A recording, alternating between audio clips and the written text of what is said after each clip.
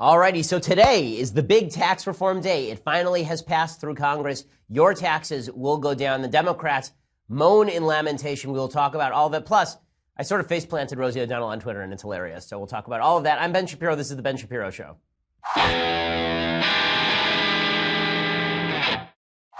Yes, I am back from Florida, where I had a great time talking to the college students over at TPUSA, one of my favorite student groups. And it was a blast. I also met Donald Trump Jr., which, nice to meet you, Don. So that was kind of fun. But I have a lot to talk about today because it's a big news day. And it, of course, starts with this massive tax reform package that is now passed the Republican House and the Republican Senate. President Trump is set to sign that into law formally, probably after Christmas. They have to work out a few more kinks, I think, and then he's going to sign that into law. So that is a big move. I'm going to discuss everything that is in this tax reform package. I'm going to recount the entire saga in just a second. But first, I want to say thank you to our sponsors over at Helix Sleep. So I had a really good trip to Florida. There was one thing that did not go particularly well. That was my sleep pattern. My sleep pattern was a giant fail. One of the reasons that my sleep pattern was a giant fail is because I did not have my Helix Sleep mattress. Helix Sleep offers something that does not exist anywhere else. It is a mattress personalized to your unique preferences and sleeping style. It will not set you back thousands of dollars. Go to helixsleep.com/Ben. You take their 2 to 3 minute sleep quiz. They ask you sort of your body type. Do you like sleeping on your side or your stomach? Do you want the mattress to be firm or soft, breathable, or heat absorbent? And then they will build a custom mattress for you. It'll be the best thing that you have ever slept on. My wife and I actually had a more expensive mattress in our room, and we moved it out of our room in favor of our Helix Sleep mattress.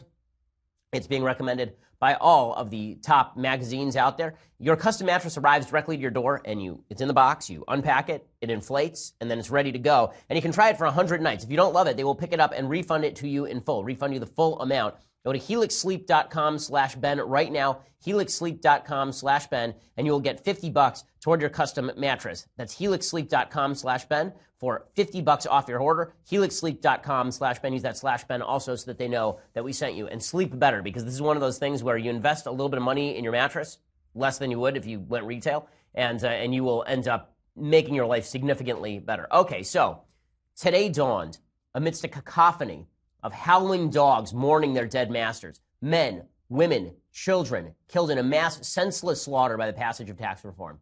The Republicans just said that they wanted to lower taxes, but Democrats knew, the media knew, that if this tax reform package were to go through, then it would be like The Walking Dead. Zombies would wander the earth, just dead bodies stacked up in cars on the highways. That's exactly how it was this morning. Traveling back from Florida, I was the only person on the plane. I had to fly myself. The airports were deserted. Everyone was dead. I don't even know who's listening to this program now. I don't even know if there's anyone to listen to this program. Austin over there is an animate corpse, just making this show happen from behind the screen.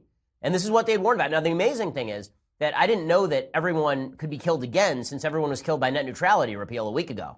But apparently, death can be died 1,000 times. And so everyone's dead from net neutrality repeal and repeal of the Paris Accords and all the rest of it. And now everyone has died again. So, I guess finally there's time for me to read, just like Burgess Meredith in Twilight Zone.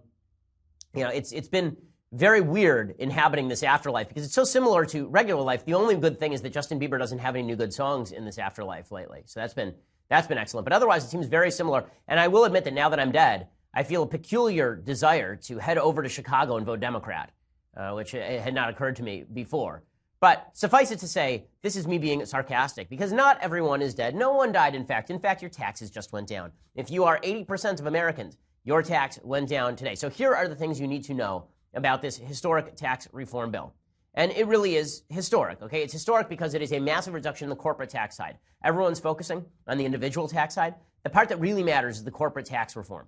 Okay, so you're going to get a little bit of money back. Not insignificant. You'll get a little bit of money back on your taxes if you are in the middle class. The average tax cut, the average family, the average household is supposed to receive, according to the Tax Policy Center, a tax cut of about $1,600 in 2018. An average household earning $1 million or more would see a tax decrease of approximately $70,000, compared to $870 for households making $50,000 to $75,000. That's because people at the upper end of the tax spectrum are paying nearly all the net taxes in the country. Okay, it's not because the Republicans just decided to benefit the rich. It's that if you reduce rates for the rich, they are getting back a lot more money because they're making a lot more money and they're paying a lot more money.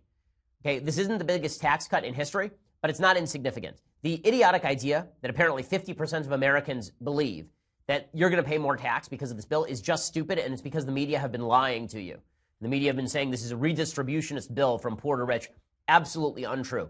Now, here's the thing. The individual tax decreases sunset. Okay, so in 2025, the individual tax decreases are supposed to go away, but in all likelihood, they're going to remain. The reason they're going to remain is who actually wants to vote openly for tax increases. Democrats are probably going to maintain those middle-class tax rates. The reason that Republicans had them sunset in 2025 is because one of the budget tricks that has to be done here is if you want it to pass in the Senate with 51 votes, which is how many votes it got, if you want it to pass in the Senate with that number of votes, instead of 60 to kill a filibuster, then the CBO, the Congressional Budget Office, has to rule that the bill will be deficit neutral. So the bill is deficit neutral according to the CBO. That's because of some gamesmanship by Republicans. That's not rare. Okay, here's the thing about the corporate tax rates, and here's the case no one's going to make.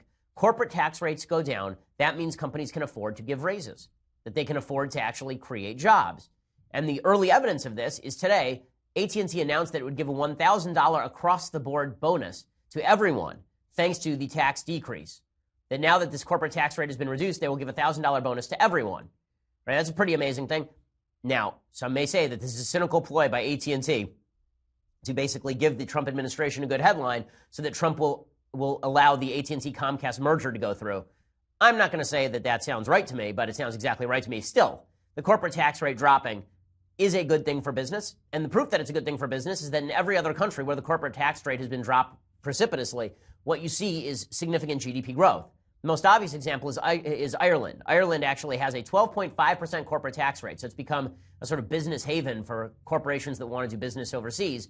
And they've seen high sustained growth thanks to that healthy business climate. In 1995, they actually had a corporate business tax of 40%. They dropped it to 12.5%, and they've seen 23% GDP growth since, compared to 7.2 GDP growth from 1960 to 1995. So over the course of 35 years, they saw 7.2% GDP growth.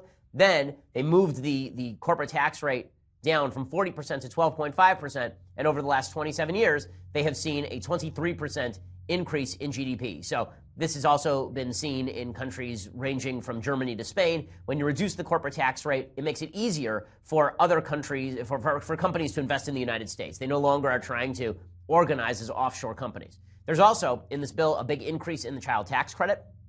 That child tax credit is truly a redistribution scheme because a lot of people who don't pay taxes are getting the child tax credit, but it's backed by a lot of Republicans because they think that families with children have higher expenses and we ought to give them benefits.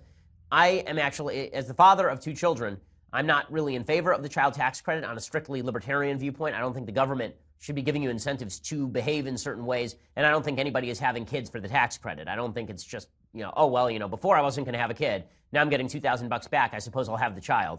Kids are a lot more expensive than that. The average cost of a child from the time that they're born until the time that they leave the house at 18 is hundreds of thousands of dollars. But still, this is something that looks good in the headlines for Republicans, that they're trying to help out families. That's why Marco Rubio pushed it.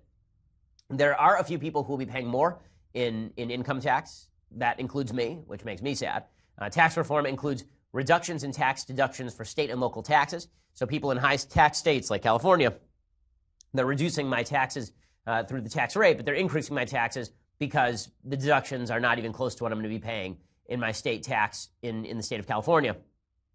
Plus, the mortgage interest deduction has been decreased markedly. You can now only take a mortgage interest deduction up to $750,000 loan. In the state of California, pretty much everybody who owns a home has a mortgage that is bigger than that. Itemization has been downsized. So instead of you having to itemize every deduction, they've doubled the standard deduction. So a lot of people no longer have to itemize because you're only doing itemized deductions if you want deductions above and beyond the standard deduction. Now the standard deduction has been doubled, so that means that itemized deductions are probably going to go the way of the dodo bird for a lot of folks. That's great. It means that you don't have to hire an accountant. You can now fill out your taxes on the back of a postcard. The individual mandate is gone, so this is a major win as well. Right? The tax bill uses the death of the individual mandate to reduce deficits. How? Why does it reduce deficits when you get rid of the individual mandate? When people are supposedly being forced to pay into the system? The reality is that because of the individual mandate, because you are forced to go get health care, people have gone and registered with Medicaid. That costs millions and billions of dollars to the federal government. Fewer people are going to register for Medicaid because they're not mandated to do so. That means the bill goes down. Now, is this entirely a good thing? Well, it would be entirely a good thing just on the surface of it, right? You no longer have the federal government forcing you into a position where you must do this. However, it's not good for one reason that I'll explain in just a moment. And the reason that the individual mandate leaving may not be the world's greatest thing is because if the individual mandate goes away, you have to fill the gap for all of the sick people who are still in the individual insurance market, right? The way that we were filling that before is we were basically forcing young, healthy people to buy insurance, and that was driving the rates down in the individual insurance market. They were basically paying to compensate a bunch of old, sick people in the individual insurance market. Those rates are now likely to go up some, and that means that the federal government is going to have to make a choice. Either they're going to have to remove the Obamacare regulations, which would be the ideal, or they're going to have to backfill the funding insurance companies lose because of the individual mandate. That, unfortunately, seems like the way the federal government is going. It seems like Republicans are going to be voting, basically, for it looks like the Republicans are going to be voting for a new entitlement program, which is not a grand and glorious thing. So I want to give you the rest of what's in this tax bill. But first, I want to say thank you to our sponsors over at Birch Gold. So despite the fact that the stock market is soaring, despite the fact that the economy is going supremely well, despite all of that, I think that it is necessary to point out that the economy can always tank at any time, right? Everybody thought the economy was going gangbusters in early 2007, and then it tanked on you. One of the reasons that you ought to diversify and ought to have some money in precious metals is because of the risk of an economic downturn, which could be brought about by anything from a public event to a foreign policy event. I'm not saying take your entire portfolio and put it in gold. That'd be foolish. But I am saying take some of your money and put it in precious metals. And when you choose to do that, go to my friends at Birch Gold Group. They have a long-standing track record of continued success with thousands of satisfied clients, countless 5-star reviews, and A-plus rating with the Better Business Bureau. And right now they're giving away a comprehensive 16-page kit showing how gold and silver can protect your savings, how you can legally move your IRA or 401k out of stocks and bonds and into a precious metals IRA if that's something you choose to do. Right now, if you're looking at Bitcoin and saying, wow, Bitcoin's doing really well, that's because Bitcoin is basically a controlled asset. They're not making any more Bitcoin. That's the whole purpose of it. Gold basically performs the same function in the global market. To get your no-cost, no-obligation kit, go to birchgold.com/Ben. That's birchgold.com/Ben. Check it out. Ask all your questions. Then when you're ready to invest, talk to my friends at birchgold.com/Ben. Okay, so let's talk about the rest of what's in this bill. So they're now opening the Anwar to oil exploration. The Anwar is not Anwar al-Awlaki. It is the Arctic National Wildlife Refuge. So there's a portion of Alaska that has been ruled out of bounds by the federal government for the last couple of decades. It should have been opened up a long time ago. The part that they want to drill is very small. It leaves a small footprint. And the idea that it was going to destroy the environment in Alaska is utterly untrue. Supposedly, there are reserves under there that are about the size of Saudi Arabia, possibly. So drilling in the Anwar would be good for America's domestic oil reserves. This is a good thing. The worst thing about this bill is the deficits are going to increase, right? The Republicans have said that we'll grow our way out of deficits. That will be true to a certain extent. It won't be true to the point where it will cover for the government revenue hole that's been blown in the budget. But that's why Republicans should be focused on cutting now, right? Republicans should actually use this opportunity to cut. Now, I know Republicans just want to win elections. But what that leads to is big government, right? It leads to a battle between big government Republicans and big government Democrats. And both of them end up blowing up the deficit. If Republicans actually want to make a difference, they're going to have to take up another priority of Speaker Ryan's, and that is Medicaid reform, Medicare reform, block grants to states. All of these are things that the Republicans are going to have to do. Okay, so all of this said, I like this bill. I think it's a good bill. It's not a perfect bill. It has things that I would change about it, but it is a fairly typical and very positive Republican tax bill. People have lost their damn minds. They have gone absolutely insane over this. So yesterday at the Capitol, in the middle of the vote, there was a group of protesters who started chanting about how the bill was going to end in their imminent demise. The actual medicine is not produced here. It's produced in Ireland because the chair has detected a disturbance in the gallery in contravention of the law and against the rules of the House. The Sergeant at Arms will identify the person or persons responsible and have them escorted from the House chamber. So all these idiots are up there shouting, kill the bill, don't kill us. And apparently one of them decided to take off her top, which, I mean, you should understand she's in Congress, right? Like in Congress, like the same Congress that houses half the sexual perverts in America, she just incentivized Congress to pass a tax bill every single day. I didn't see a picture of the lady, but I assume that, you know, if she is of the female persuasion and has breasts, then half the congressmen in the place are excited about that form of protest. That seems to be counterproductive. But kill the bill, don't kill us. I mean, it just demonstrates the extent to which the left has lost its mind. One of the people who's lost her mind, obviously, is Rosie O'Donnell. She didn't have much of a mind left to lose, sadly. But Rosie O'Donnell tweeted this out. She tweeted out, so how about this? I promise to give $2 million to Senator Susan Collins and $2 million to Senator Jeff Flake if they vote no. No, I will not kill Americans for the sewer rich. She meant to write super, but she can't type. It's S-U-O-E-R, rich. DM me, Susan. DM me, Jeff. No bleep. $2 million. Cash. Each. It's like E.E. Cummings for the mentally deficient. So well done there, Rosie O'Donnell. This, by the way, is technically under federal law bribery. So under 18 U.S.C., I believe the actual statute is 18 U.S.C. 201B. It says, quote, whoever directly or indirectly corruptly gives, offers, or promises anything of value to any public official or person who has been selected to be a public official, or offers or promises any public official or any person who has been selected to be a public official to give anything of value to any other person or entity with intent to influence any official act shall be fined under this title not more than 3 times the monetary equivalent of the thing of value, whichever is greater, or imprisoned for not more than 15 years or both, and may be disqualified from holding any office of honor, trust, or profit under the United States. So she's openly offering $4 million to Republican senators for them to change their vote, which is bribery under federal law. She's doing that in front of apparently 32,000 likes. So that I guess she must be willing to pay $12 million to the federal government. I said earlier, if President Trump tells Jeff Sessions to initiate a prosecution against Rosie O'Donnell, they will begin carving his face into Rushmore tomorrow.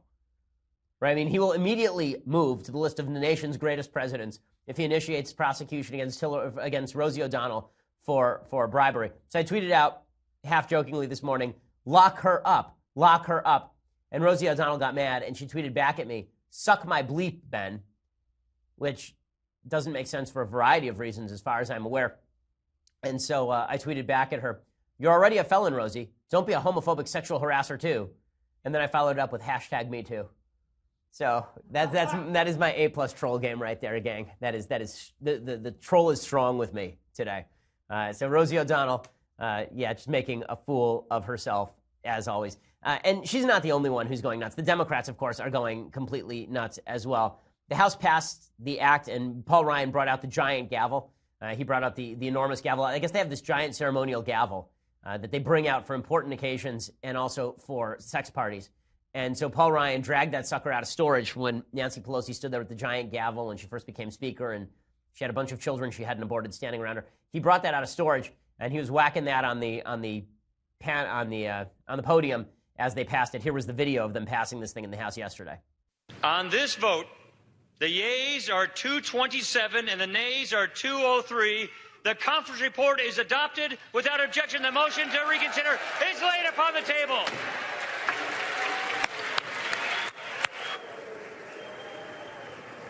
Okay, so that is a big win for Paul Ryan. It's a big win for the House. It's a big win for the Republican Senate. And it's a big win for President Trump.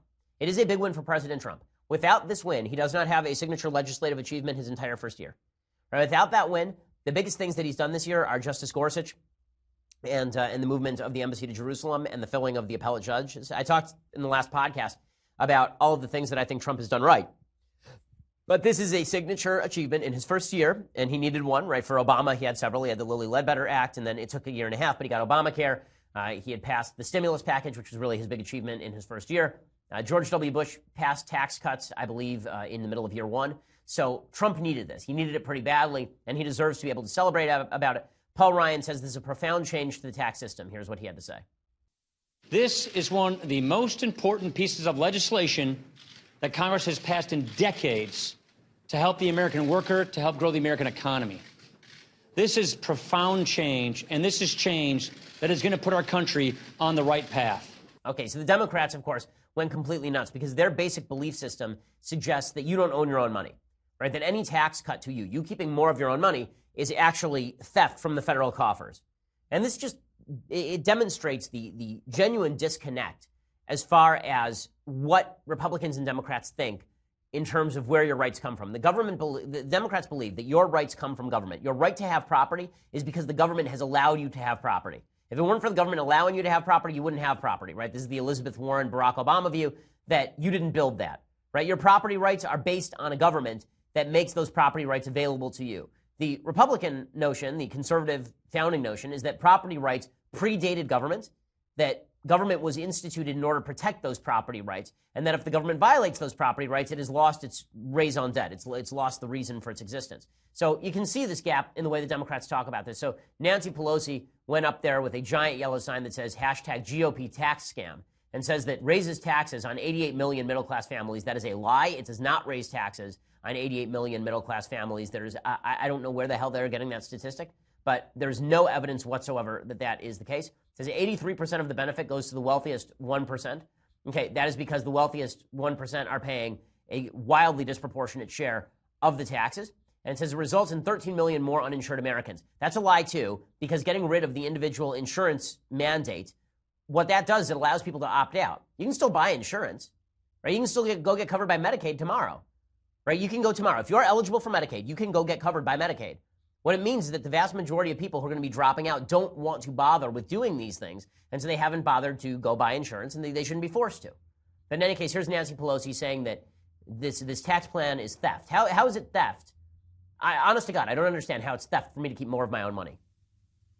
This GOP tax scam is simply theft. Monumental, brazen theft from the American middle class and from every person who aspires to reach it. The GOP tax scam is not a vote for an investment in growth or jobs. It is a vote to install a permanent plutocracy in our nation. They'll be cheering that later. Okay, they'll be cheering the plutocracy later, the theft. Again, the plutocracy is centralized government stealing your money and using it for whatever purpose Nancy Pelosi wants to put it to. The idea that it is a theft for the government to not take money out of my pocket it's beyond reasoning. It's beyond reasoning. And that's not the only dumb thing that Nancy Pelosi had to say, right? Nancy Pelosi had to say something even more dumb. And here's what in 1 second, I'm going to play you the incredibly stupid thing that Nancy Pelosi had to say. So here it is. Nancy Pelosi, this is clip 19. Nancy Pelosi says that not only is this a tax theft, not only is it creating a plutocracy, it betrays what the founding fathers would have wanted. It does violence to the vision of our founders. It disrespects the sacrifice of our men and women in uniform, who are a large part of our middle class and to whom we owe a future worthy of their sacrifice. And it betrays the future and betrays the aspirations of our children. It betrays the future and betrays our past, the founding fathers. Does she understand that the reason that we fought a revolution is because no taxation without representation? It was literally the slogan of the revolution.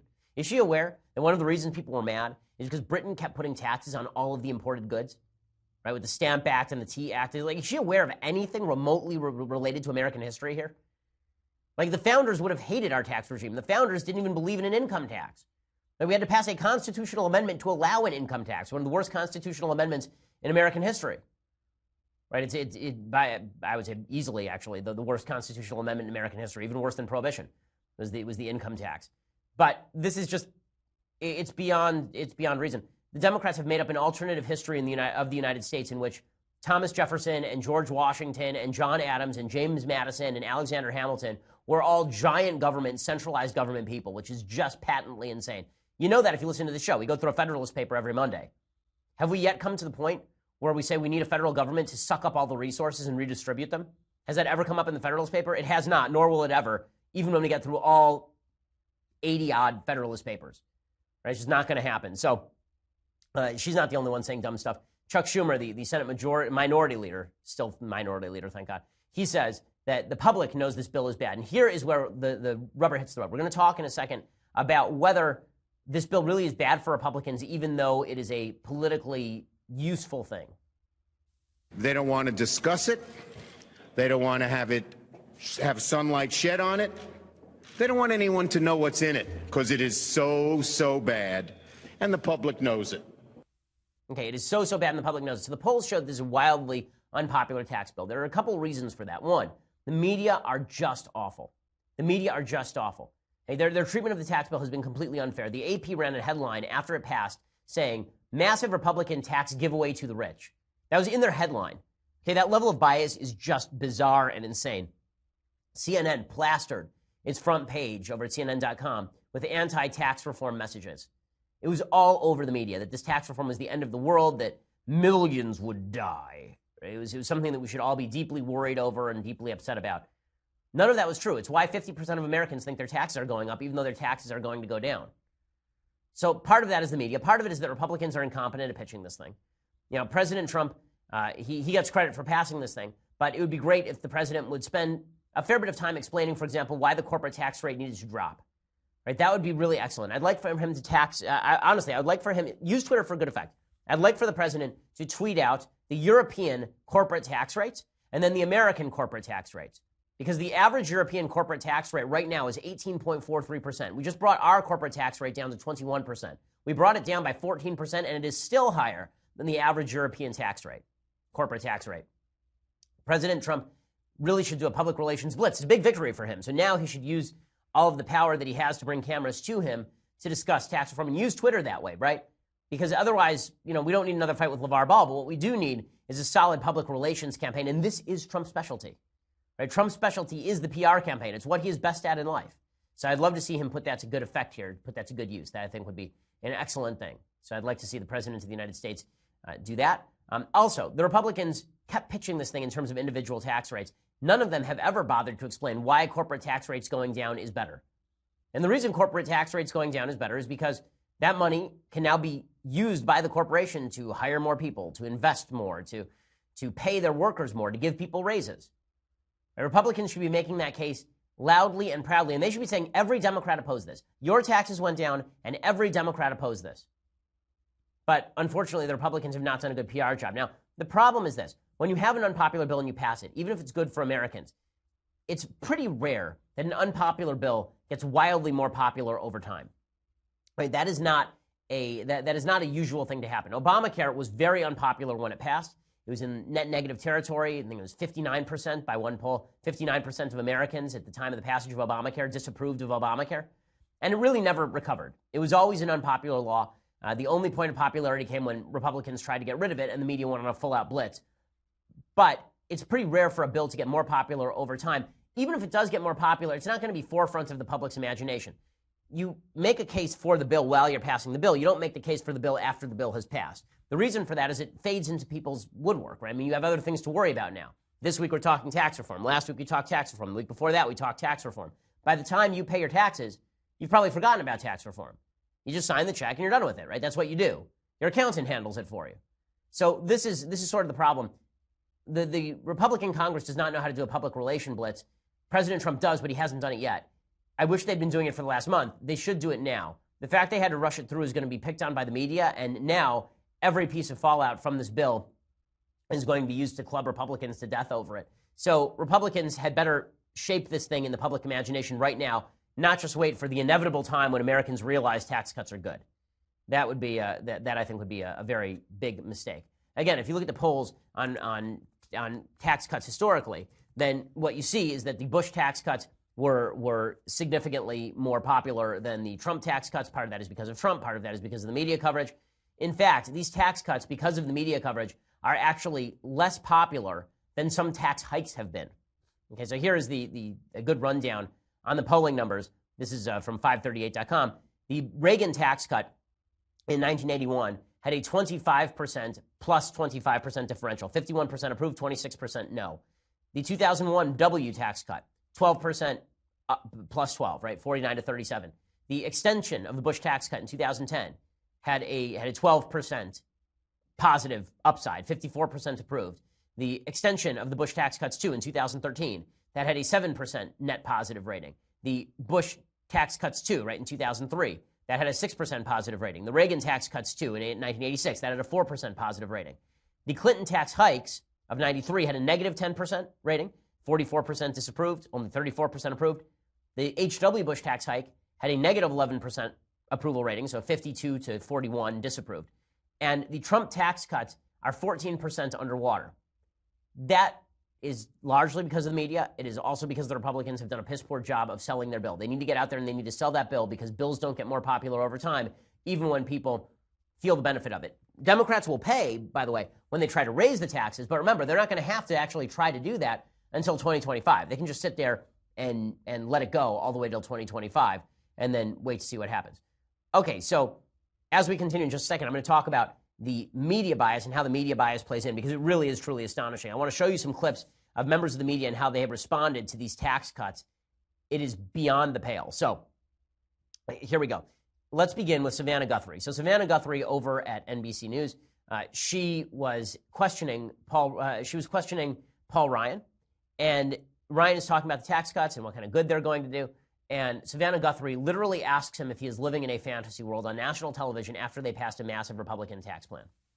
The problem is a lot of CEOs have said, really candidly, I'm looking at a list of CEOs who said, we don't plan to reinvest. What they're planning to do is to do stock buybacks, to line the pockets of shareholders. Let me quote Michael Bloomberg, a billionaire, hardly an enemy of business. He said, CEOs aren't waiting on a tax cut to jumpstart the economy, a favorite phrase of politicians who have never run a company, or to hand out raises. It's pure fantasy to think that the tax bill will lead to significantly higher wages and growth. I'll ask you plainly, are you living in a fantasy world? And what the hell kind of question is that? Are you living in a fantasy world? And what is wrong with you? And would they ask Obama this? Did they ever ask Jonathan Gruber this or Obama during Obamacare? You say that if you like your doctor, you can keep your doctor. Every doctor in America says that's not true. Every single one, pretty much. Are you living in a fantasy world? Was that ever asked? I mean, you want to see media bias in action. That right there is media bias in action. Then you wonder why the American people have a bad opinion of the bill. It's because of people like Savannah Guthrie who are doing the job that the Democrats have been attempting to do for years. And Savannah Guthrie isn't the only one. Katie Tur, in the aftermath of the Republicans voting to pass the bill, she is talking with a GOP representative, and she throws out the suggestion that the reason that Republicans are passing this thing is that they can pay less personally in taxes. She's talking to Dave Bratt, the Republican from Virginia, the Tea Partier extraordinaire. And here is Katie Tur going after him and suggesting that it's just because that he's rich that he wants to pay it.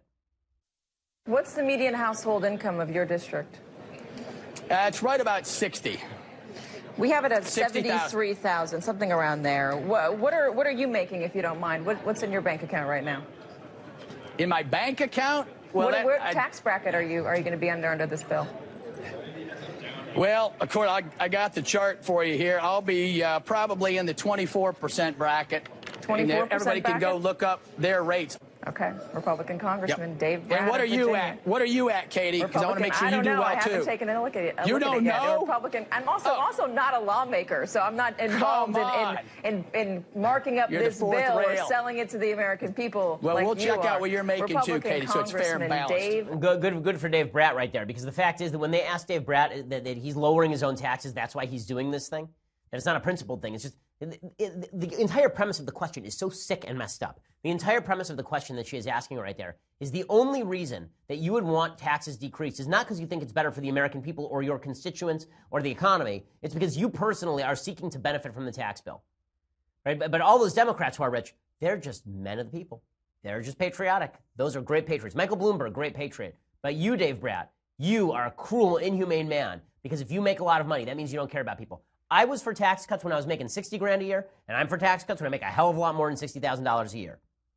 I was for tax cuts when I wasn't earning anything and I was a student, because ideologically speaking just based on my understanding of economics, tax cuts generate more revenue by putting more money in my pocket that I can spend as I see fit. Beyond that, I'm for tax cuts because it's my money and it's your money and I don't have a right to your money. But this implication that's being put forward by the media, that Republicans are like Trump's only doing this because he wants a tax cut. Are you freaking kidding me?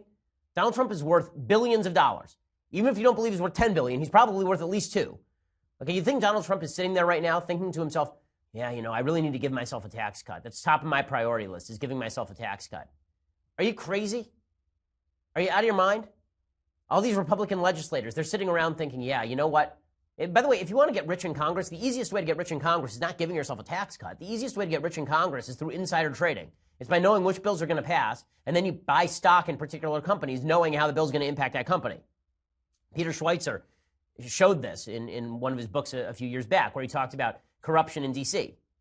This notion that Republican legislators are only doing this because they're so evil is just absurd. By the way, I'll bet you Katie Tur is making a lot more money than Dave Bratt. If I had to bet on it, I mean, Dave Bratt, I believe, was a college professor. If he's in the 24% tax bracket, that means he's not making, I mean, he's making decent money, I think. But the idea that he's making all sorts of cash is not actually the case. So I want to look that up, because I would guarantee you that Katie Tur is making a lot more money than Dave Brat. So yeah, if Dave Brat is in the 24% bracket, that means he's making between $82,000 and $157,000. Right? If he's in that bracket, by the way, then that means that he's probably only saving $4,000. Okay, he's not saving 50 grand. Katie Tur, I'll have to look up Katie Tur's contract. Let's see if she's paid millions. I'll bet Katie Tur makes a lot of money. I'll bet that she makes 3 times easily what Dave Brat is making. If not, then she needs to renegotiate her contract. So that's absurd. And you're seeing this across the board, this media coverage. Like NBC, MSNBC gave airtime to a healthcare activist. What did this healthcare activist do? Well, he's battling ALS, and he waited outside Lindsey Graham's office in order to yell at Lindsey Graham over this, because Lindsey Graham and the Republicans voted to get rid of the individual mandate, the most unpopular aspect of Obamacare. And so they put him on MSNBC, and he talked about how Lindsey Graham ran away from him.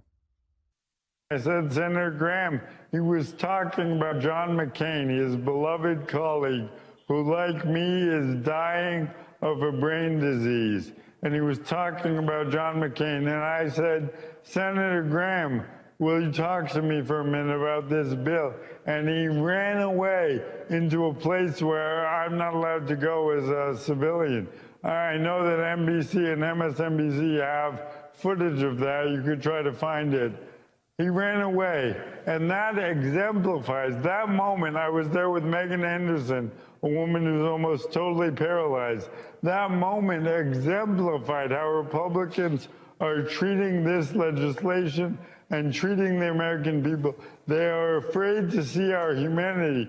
And if they were... Okay, nonsense. This is, again, a cheap media setup. Okay, I objected to it when Piers Morgan did it on gun control, and I object to it now. The idea that your philosophy of governance has to change because you're now meeting somebody who is suffering from a particular condition is just asinine. It's just not true. It's in effect the same thing as Jimmy Kimmel taking his baby out every so often and holding up his baby and saying that he knows about healthcare now. Policy is either good or bad. It is not good based on whether you can have a discussion in front of cameras with a guy who has ALS and an agenda.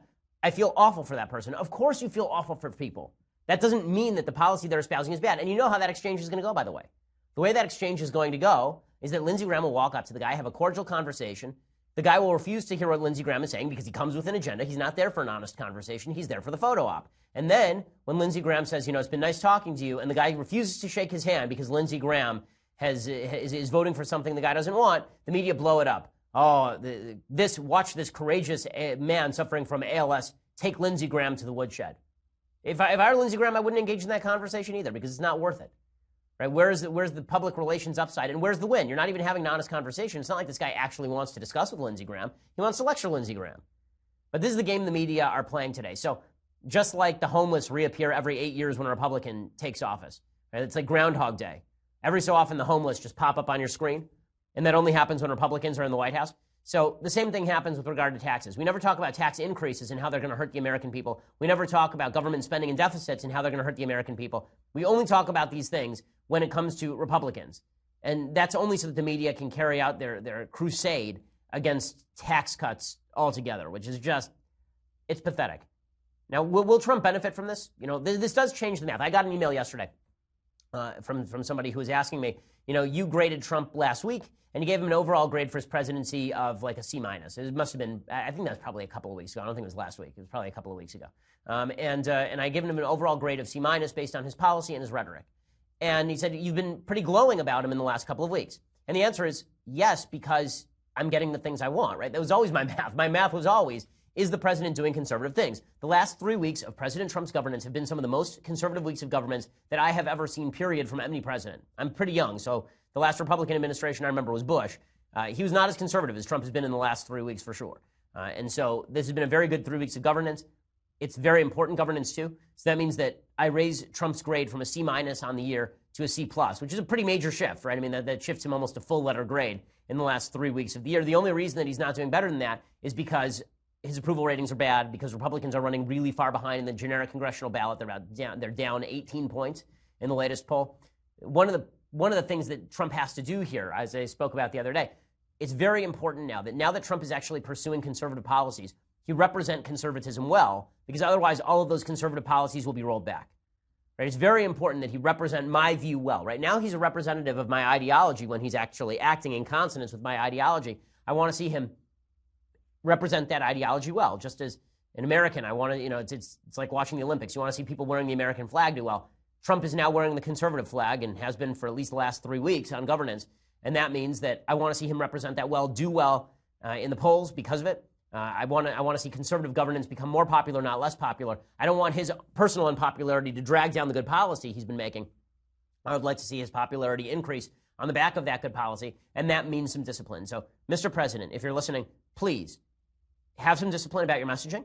I think that you've won some major victories. Even the media are going to have to recognize that you've had a major upswing in the last month of your presidency with regard to policy wins. You have some momentum going into next year. Do not get distracted. It's the holiday season. Celebrate it with your family. Shut down your Twitter for Christmas. Shut it down for the next 3 weeks. Make the left go mad. Make them go mad. Right? Starve them of your tweets. Right? The left are waiting for you to give them some distraction from the loss they just suffered. They're waiting for an excuse to go off on you. They're waiting for an excuse to go crazy. Don't watch TV. Turn off your TV. Have yourself a Shabbos, right? Have yourself a Shabbat. Right? One of the things that's nice about my life is that every Friday evening to Saturday evening, I just shut down, right? There's no cell phone, there is no internet, there is no TV, and it's great. You deserve a rest, Mr. President, is what I'm saying to you. I mean, I wish that you deserved rest on Twitter the entire year, but now you really do deserve a rest because you've gotten some stuff done. Bask in the glow of having a major piece of legislation passed. Let the media feed on itself. Let the media eat itself. Let the media fulminate over what is a very typical Republican tax bill. Let them look foolish. Let them stew in their own juices. You have the upper hand right now. Don't blow it. Don't blow it, because now there's actually and here's the thing: Republicans are more likely to follow you, Mr. President, if you don't blow it. And if you actually start to boost your own approval ratings, Republicans are more likely to come around on some of your other policy priorities, like immigration. And please, for the love of God, don't try to tackle DACA. That would be a mistake. Okay, we're going to continue in just a second. But first, you're going to have to go over to dailywire.com and subscribe. For $9.99 a month, you can become a subscriber to dailywire.com. You get the rest of my show live on video. You get the rest of Andrew Klavan's show live on video. You get the rest of Michael Knowles' show live on video. You get all of these wonderful things. Plus, you get to be part of the mailbag. I thought it was Thursday. Sadly, it is not. That's Friday is the mailbag. So Friday, we'll be doing the mailbag. You get to be part of that live. And when we have our conversations, our Q&As, then you get to be part of that mailbag, too. You log into Daily Wire, you go over to the live chat window, you ask questions, and we read them right off. So you get to do that, which is pretty cool. The Shapiro store is coming in the new year. I know I've been promising that for a year, but it's actually going to happen. Like President Trump's presidency, it's going to get started with the good stuff soon. So the Shapiro store is going to be happening. So check that out. If you want the annual subscription, you get all of those glories for $99 a year. Plus, you also get this giveaway, the Leftist Tears Hot or Cold Tumbler. This will make your Christmas or Hanukkah complete. Today's the last day of Hanukkah, so if you want to buy some belated Hanukkah gift to it, Christmas has not yet happened. So make sure that you go and put this under somebody's tree with a free tumbler with your gift subscription to your family and friends. So check that out. Or listen later on SoundCloud or iTunes. We have a big YouTube video, a Christmas YouTube video coming out in the next 24 to 48 hours. You will want to see that. So subscribe to our YouTube channel as well. We are the largest, fastest growing conservative podcast in the nation.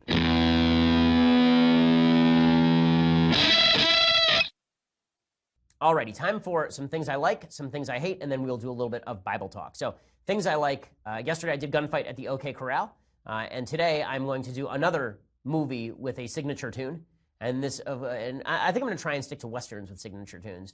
But this is High Noon, of course. This is Bill Clinton's favorite movie. A lot of people on the right objected to this being Bill Clinton's favorite movie because the entire plot surrounds a sheriff who is basically left alone by the town to defend the town against a bad guy. And a lot of conservatives said, well, that's really not how towns work, right? That's actually, if Clinton viewed himself as the lone hero striding into history, that's not good for the presidency. The movie, however, is quite good. Gary Cooper plays the sheriff. Grace Kelly plays the woman in his life who is she's a Quaker, I believe, and she refuses to participate in violence. The movie is pretty compelling. It's very small scale. It is very tightly edited and tightly crafted. Here's a little bit of the preview.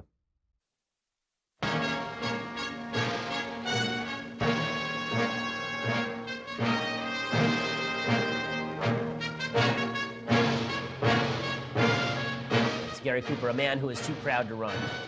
The judges left town, Harvey's quit, and I'm having trouble getting deputies.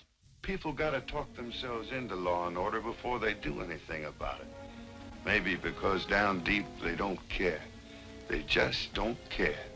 I think you better go while there's still time. It's better for you and it's better for us. Amy. I mean it. If you won't go with me now, I'll be on that train when it leaves here. I've got to stay. Why must you be so stupid, Will? Have you forgotten what he is? Have you forgotten what he's done to people? Have you forgotten that he's crazy? Don't you remember when he sat in that chair and said, "You'll never hang me, I'll come back. I'll kill you, Will Clinton. I swear it, I'll kill you." So the song is, the title song is very famous, of course. You know, "Do not forsake me, oh my darling." It's very, very famous in Western history. High Noon, great movie, worth watching. Check that out over the weekend if you have time. Okay, other things that I like, I have to admit, I cannot stop laughing at the fact that Ta-Nehisi Coates and Cornel West are now going at it. Cornel West, of course, a radical black activist. Ta-Nehisi Coates is a slightly less radical black activist. Ta-Nehisi Coates fancies himself in the mold of James Baldwin. Cornel West fancies himself in the mold of Malcolm X. Both of them have a rather racially separatist view of American politics.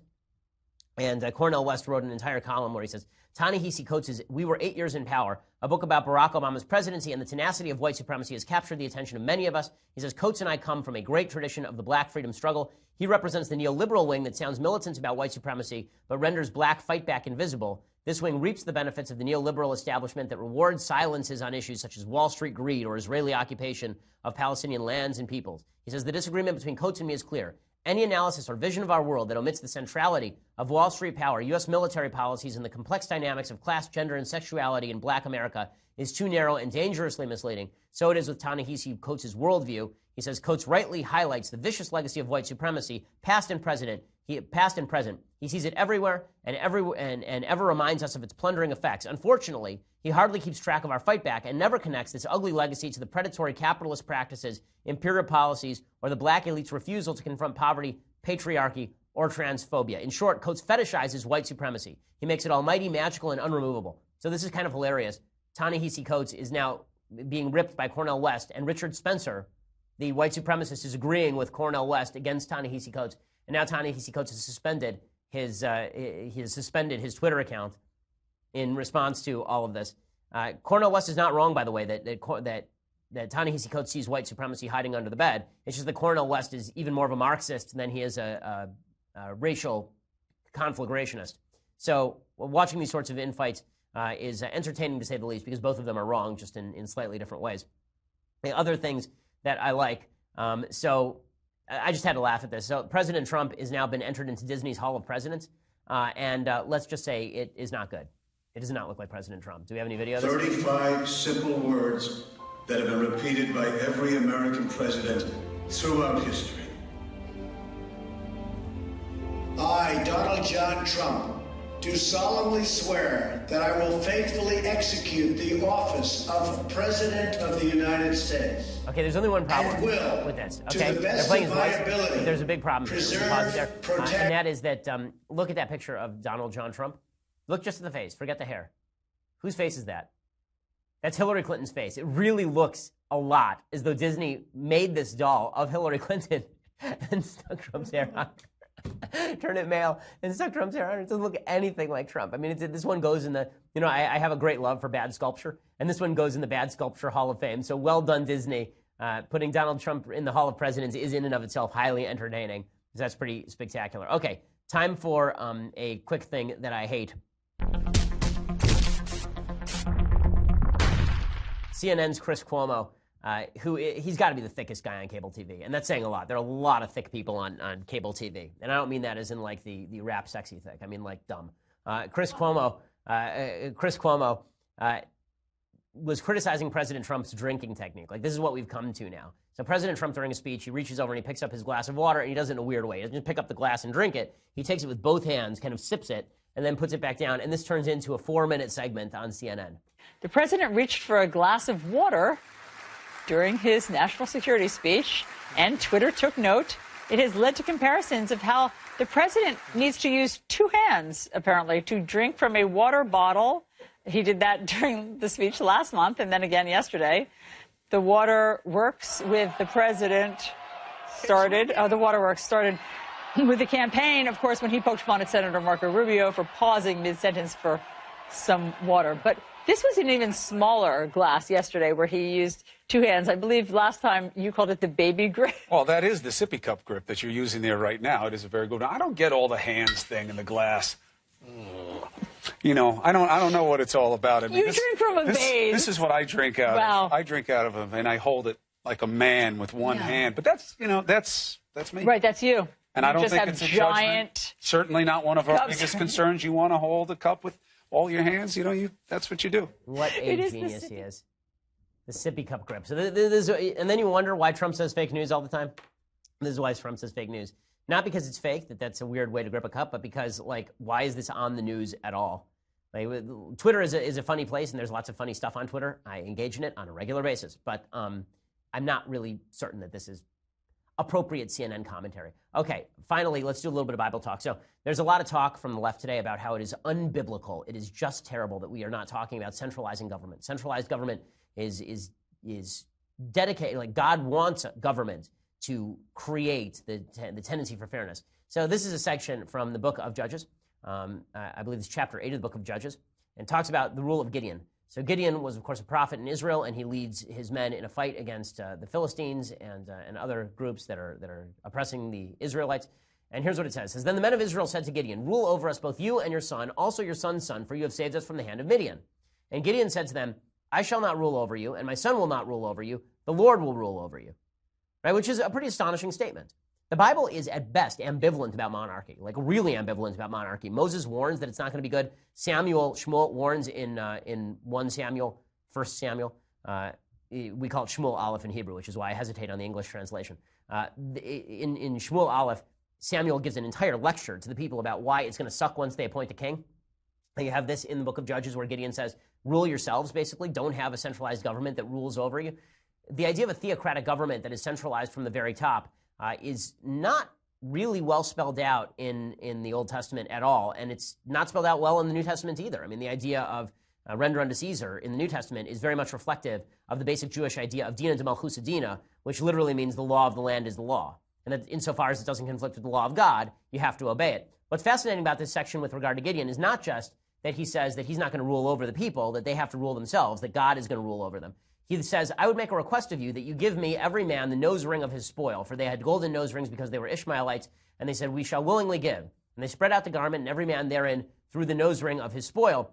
And then Gideon takes all of these rings, and then he makes an ephod, which is a breastplate, and he sets it up in his home city. And it says, "And all Israel went astray after it there, and it became a snare to Gideon into his house." The importance of this, the reason this matters, is when a group of people decide to collectively pool their labor and make something, you have to be very careful they don't begin to worship the thing that they make. And this is true of the American government. We're very proud of our government. We're very proud of our system of government. We're proud of Washington, D.C., the big buildings and how pretty it is and all this. But it's very easy for us to start worshiping the thing that we have made with our own hands and to suggest that it has some sort of outsized power, even though we are the ones that made it. And to suggest that people in the future need to throw their nose rings into the pot as well. That's not the way the American government was meant to be built. It's not the way that it even was in the Bible. There's a reason the Bible says that this becomes a snare to the leaders. It becomes a snare to the people. Collective action must be taken from time to time, but the key there is from time to time. Okay, we'll be back here tomorrow with more notes on all the fallout. I'm Ben Shapiro. This is The Ben Shapiro Show. The Ben Shapiro Show is produced by Mathis Glover, executive producer Jeremy Boring, senior producer Jonathan Hay. Our technical producer is Austin Stevens, edited by Alex Zingaro. Audio is mixed by Mike Cormina. Hair and makeup is by Jesua Olvera. The Ben Shapiro